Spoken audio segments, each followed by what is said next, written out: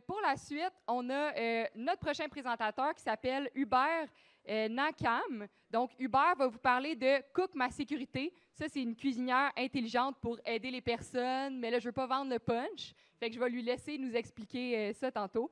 Donc, Hubert, il est professeur au département d'informatique à l'Université de Sherbrooke. Vous pouvez l'accueillir chaleureusement.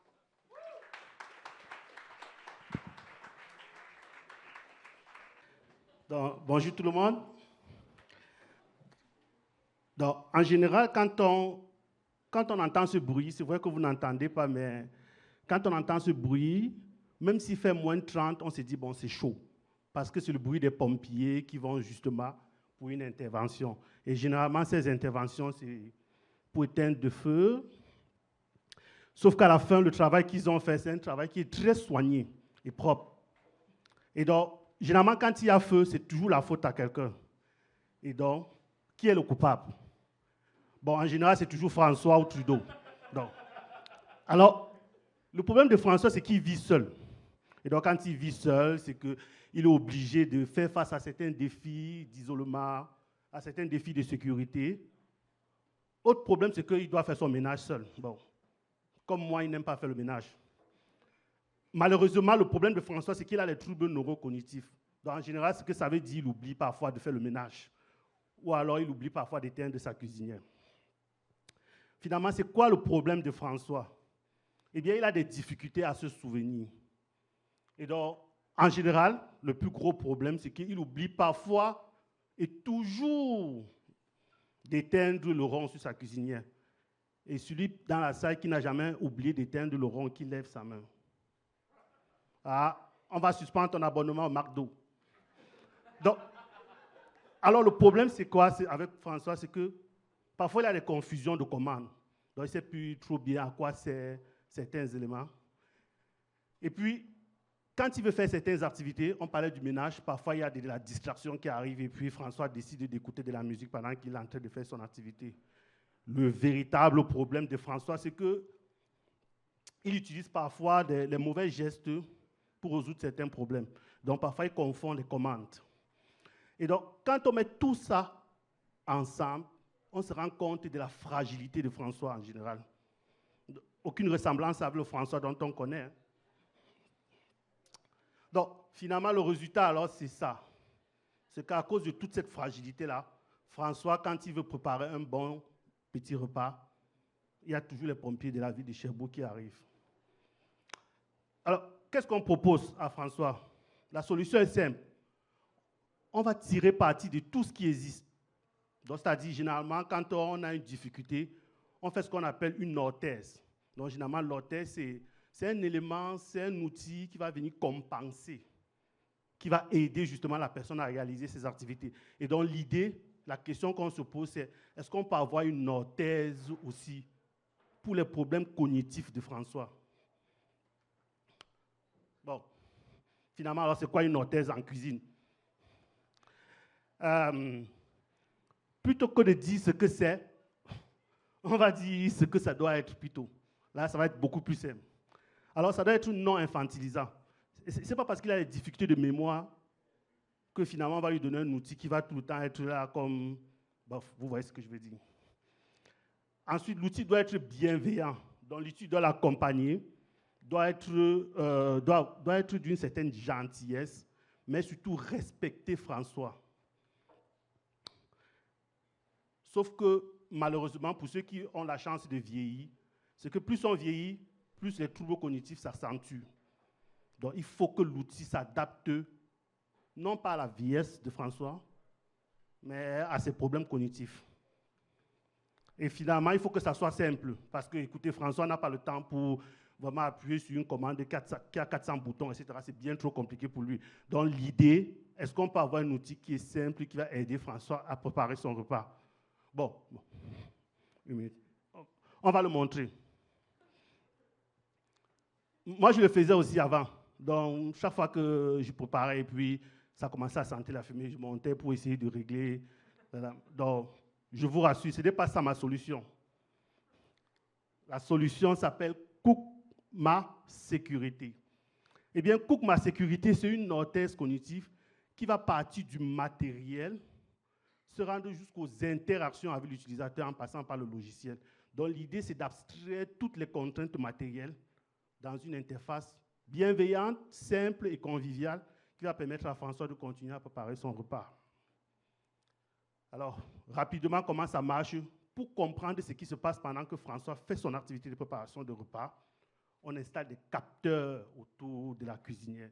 Donc, il y a des capteurs qui vont monitorer la température du four, il y a des capteurs qui vont savoir quel rond est ouvert, il y a des capteurs qui vont savoir si François est proche de la cuisinière ou pas. Simplicité d'abord, rappelez-vous, François ne veut pas se casser la tête avec une télécommande qui a trop de boutons. Donc, il faut que ça soit simple. Et donc, ce que nous proposons à François, c'est une interface de ludification comme celle-ci, une interface qui va permettre à François, pendant que François prépare son repas, l'orthèse cognitive va simplement accompagner François pour la réalisation de son activité. Et donc, l'idée, c'est que l'orthèse, lorsque François fait de quoi qui est bien, il n'y a pas de problème, c'est ce qu'on veut.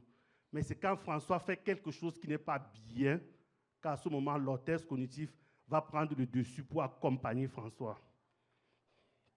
Donc, finalement, c'est quoi Cook alors? Donc, Cook, c'est une orthèse cognitive pour la préparation des repas. Le principe est simple. Et il est simple parce que nous nous sommes rapprochés de la ville de Sherbrooke, des pompiers de la ville de Sherbrooke, pour leur demander, quand vous allez pour résoudre les problèmes d'incendie, là, généralement qui sont liés à la cuisinière, c'est quoi le problème? Qu'est-ce qu'on peut faire?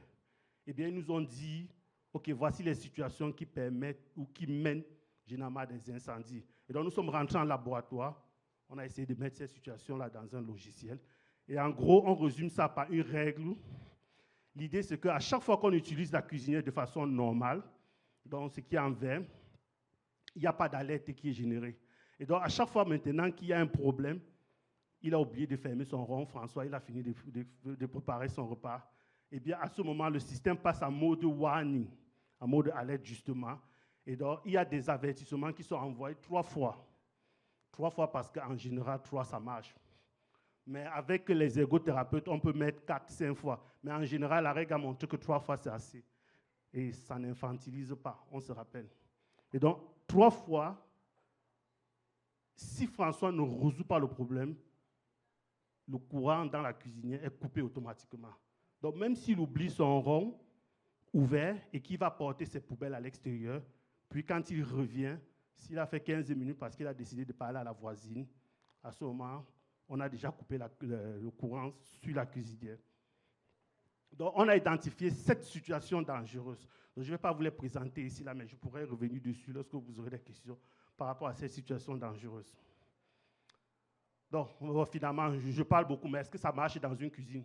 Où est-ce qu'on l'installe? Comment est-ce qu'on la voit dans la cuisine? Eh bien, en général, c'est une petite tablette. Rappelez-vous que l'idée, c'est de cacher toute la complexité du matériel pour que les interactions soient naturelles. Donc, on va installer une tablette quelque part dans le coin de la cuisinière comme ça. Et puis, on va permettre justement à François d'avoir une activité de préparation de repas de façon sécuritaire. Donc, ce que vous voyez en haut, là, c'est un capteur qui va monitorer la présence de François devant la cuisinière. Puis, il y a un haut-parleur qui est censé renvoyer des consignes de temps en temps à François pour lui dire. Et puis, il y a la cuisinière qui va justement refléter à tout moment dans l'état réel de la cuisinière. Donc, la tablette, pardon, qui va refléter l'état réel de la cuisinière. Donc, concrètement, à quoi est-ce que ça ressemble? C'est du travail de taille rapide, donc inquiétez-vous pas. On va en arrière de la cuisinière, etc. On passe par Canac, on achète du matériel, et puis on va attacher tout ça en arrière de la cuisinière. Une fois que tout est attaché en arrière de la cuisinière, on va pousser la cuisinière pour la remettre dans son coin. Mais l'idée, c'est que ça, c'est un boîtier qui est capable d'envoyer les données à la tablette.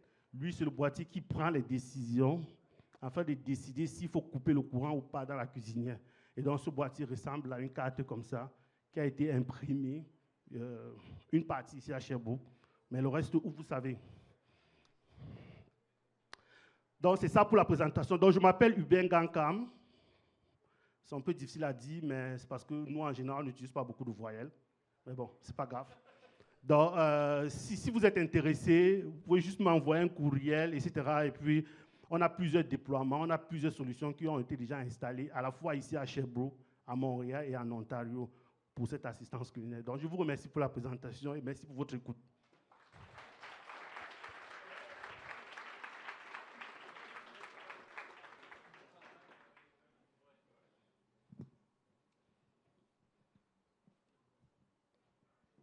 Super, merci beaucoup Hubert. J'ai vraiment hâte de voir ça va se vendre combien sur Marketplace dans une couple d'années. Fait que si ça venait à moi, tout le monde devrait avoir une cuisinière comme ça parce que ça prend pas nécessairement des troubles neurocognitifs pour oublier un rond ouvert. Fait que merci beaucoup. Et est-ce qu'il y aurait des questions dans la salle pour Hubert? Ouais. Au fond là-bas, juste ici. Ça marche-tu? Oui. Moi, je me demandais au niveau des tests, vous avez dit que vous l'avez testé avec des ergothérapeutes, puis aussi au niveau du déploiement à venir, comment ça se passe?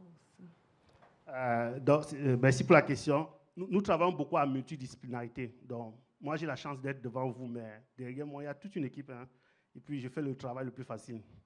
Donc, parce que je bois une bière et puis je fais la présentation. Mais en général, il y a plusieurs personnes qui travaillent là-dessus. Et donc, on travaille beaucoup en multidisciplinarité.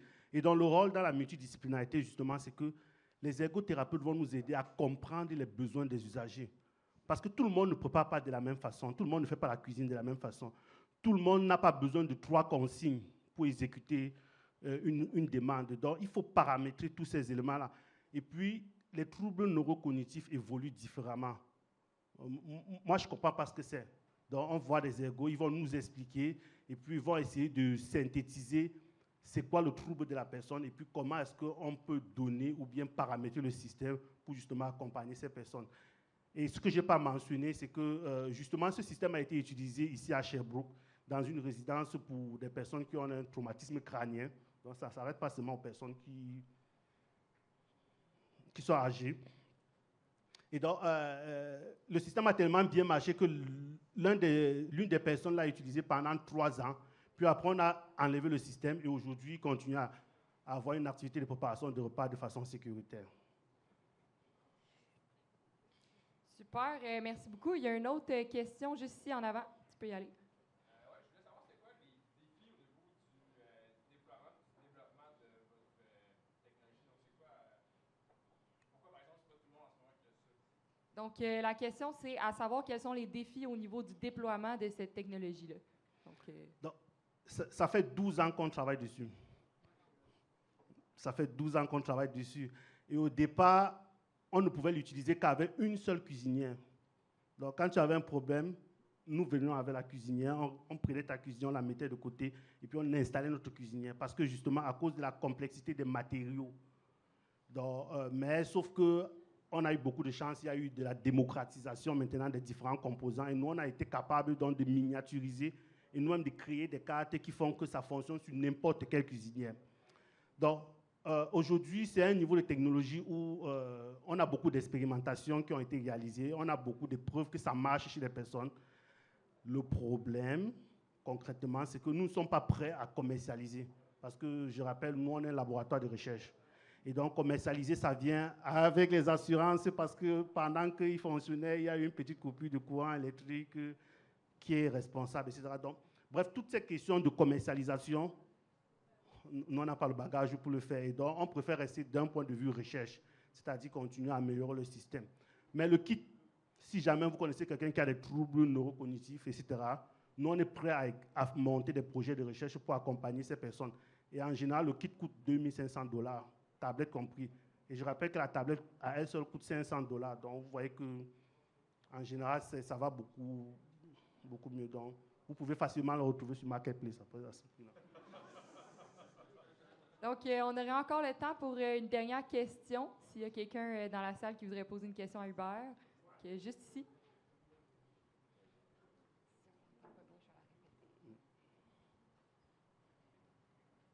Vous avez identifié François comme une personne seule et désorganisée. Comment voulez-vous qu'un écran sur son évier, alors qu'il y a plein de vaisselle, soit efficace? Comment vous conciliez votre travail par rapport à la solitude et la réalité de beaucoup de gens qui vivent ça? Parfait.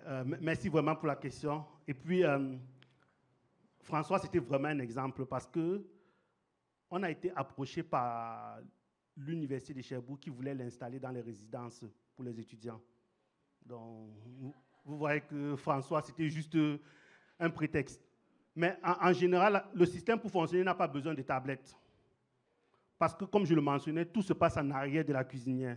Donc, une fois qu'on a connecté tous nos éléments, la tablette, c'est juste le reflet pour montrer à François, ah, tu as oublié un rond allumé, exactement comme ici. Si vous permettez... Oui, voilà, c'est ça. Le reflet de la tablette, c'est justement pour présenter ce qui se passe sur la cuisinière. Parce qu'il peut amener la tablette avec lui dans son salon ou dans sa chambre à coucher s'il est fatigué pendant qu'il est en train de préparer son repas. Donc, peu importe qu'il y ait des tablettes ou pas, le système fonctionne. Donc, toute l'intelligence et tout le matériel se trouve justement en arrière de la tablette, en arrière de la cuisinière. Et puis, on s'assure avec nos tailles rap que c'est bien serré et puis que c'est bien poussé dans le fond. Donc, du coup, peu importe l'état cognitif, on espère, ça peut arriver, mais on espère justement que l'effort que nous avons mis pour dissimuler le matériel peut être suffisant. Parce que parfois, certains débranchent la tablette et il n'y a plus de batterie. Mais le système continue à sécuriser l'activité de préparation de repas de la personne. Donc, parfait. Merci beaucoup, Hubert, pour ta présentation. Et,